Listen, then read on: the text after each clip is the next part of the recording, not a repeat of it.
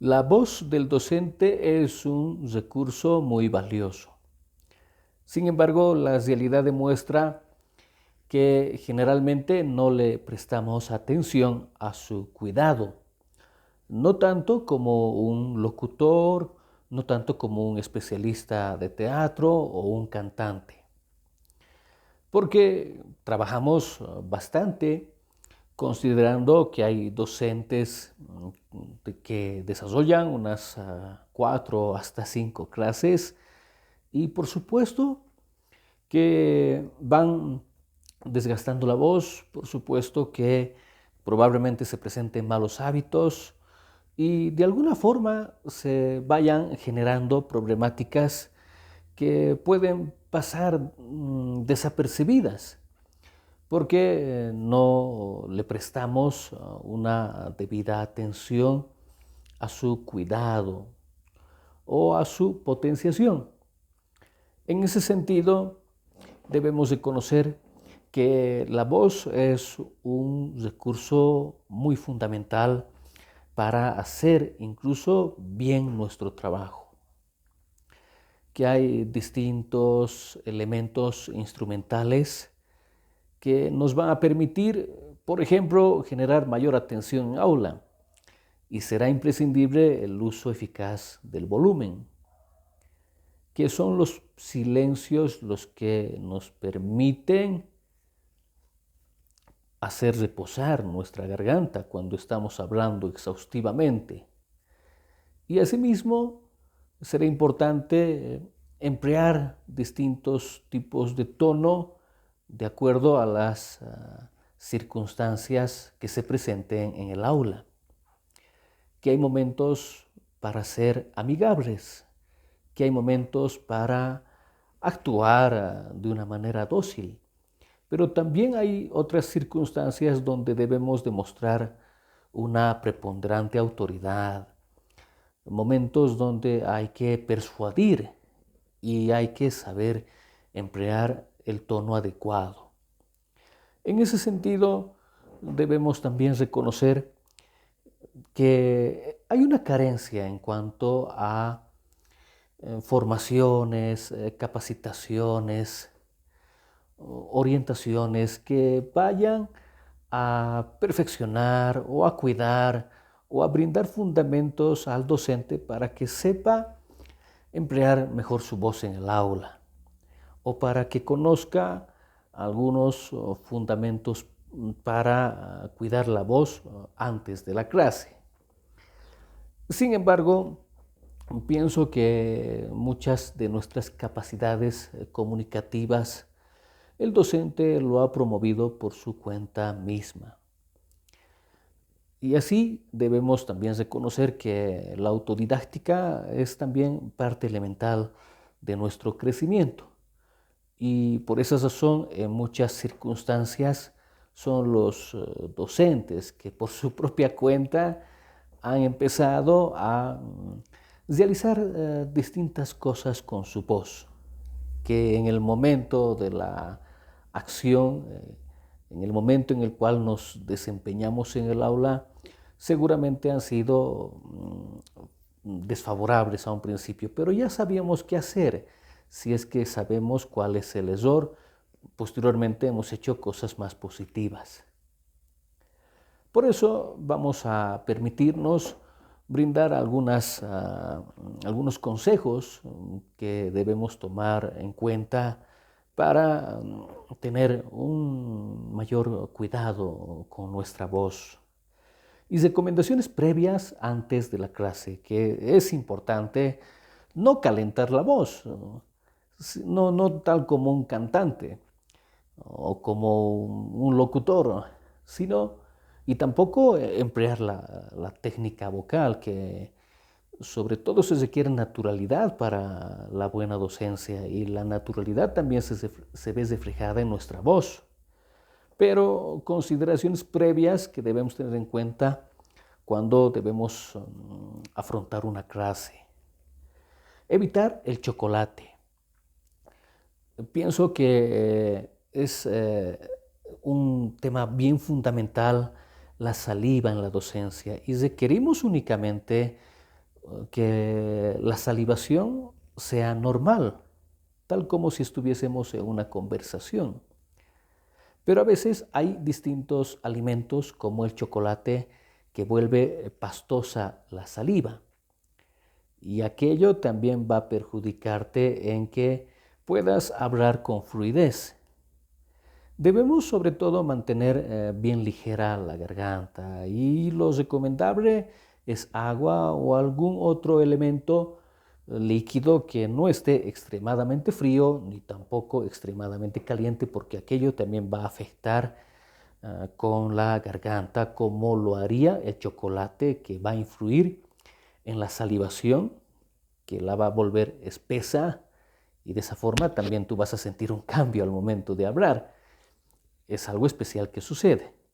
Como también hay circunstancias donde consumimos algún alimento con mucho ácido y también influye en nuestra garganta. Y en el momento de la acción, en el momento en el cual estemos ya en el aula informando, convenciendo o explicando o dialogando, será siempre importante que sepamos emplear pausas. Pausas es igual a silencio. Y el silencio será importante en los momentos más ideales, como ser antes de decir un concepto o después de haber hecho una explicación interesante, silencios o pausas. De alguna manera estaremos generando mejor comprensión en los estudiantes, porque les daremos un dato interesante y vamos a permitir con nuestro silencio que lo asimile mejor. Va a detenerlo, va a analizarlo y poco a poco va a tener una mayor comprensión sobre lo que le hemos dicho. Pero para eso también hay un doble beneficio, que cuando hacemos pausas, que únicamente no queremos, mejor dicho, atiborrarle al estudiante de mucha palabrería, que debe considerar que esto es importante. Te lo digo y ahora entramos en una pausa para que sepas retenerlo mejor. Ahora nos pasamos a otro punto. Hay un doble beneficio, que es permitir reposar la voz. Que hay docentes que hablan incansablemente, sin embargo, están haciendo un fuerte trabajo con la garganta. Y a la vez también estamos desgastando las cuerdas vocales y nos hace falta respiración y asimismo salivación. Y estamos luego de una media hora con la voz desgastada, ya estamos un tanto roncos y estamos de alguna forma perjudicando la salud de nuestra garganta y de nuestra voz. Por eso es importante hacer pausas, como habíamos manifestado anteriormente, para que la voz repose, para que descansemos y nuevamente reunamos mayor respiración y podamos tener toda esa predisposición del cuerpo para poder seguir hablando, dialogando, explicando y todo aquello. Es importante hacer pausas. También el tono es un aspecto muy fundamental que creo que podría estar dependiendo de las distintas circunstancias en el aula. Que, bueno, esto dependerá de tu estilo, porque anteriormente el catedrático pues generalmente empleaba un tono autoritario, un tono muy serio, un tono muy formal. Pero tú debes darte cuenta de hallar un tono que te identifique y con el cual te sientas tranquilo para poder comunicarte con tus estudiantes. Que principalmente no hay que fingir con el tono o con la manera de hablar, porque de esto se van a dar cuenta los estudiantes y parecerá algo chistoso porque estarás recurriendo a la pobre imitación o estarás de alguna forma queriendo demostrarte como alguien, pero no eres así. Es mucho mejor emplear la naturalidad, pero a la vez también considerar que hay momentos donde se requiere ser imponente, hay momentos donde se requiere influir o persuadir. Es ahí donde de alguna forma también debes emplear un tono distinto, no emplear un tono agresivo, sino un tono que de alguna forma releve autoridad en cuanto a lo que vas diciendo. Como en otras circunstancias, si vamos a dialogar con nuestros estudiantes o si vamos a motivarlos, pues es importante que empleemos un lenguaje cálido y acompañado de un tono amigable, de un tono afectuoso, un tono muy natural, un tono agradable. Esas cosas son importantes porque generalmente en aula somos muy verbalistas y el lenguaje paraverbal, es decir, lo que hacemos con nuestra voz, también comunica bastante. Es un aspecto bien fundamental y debemos tener consideración en aquello, ¿no? Porque a veces no es lo que dices, sino cómo lo dices.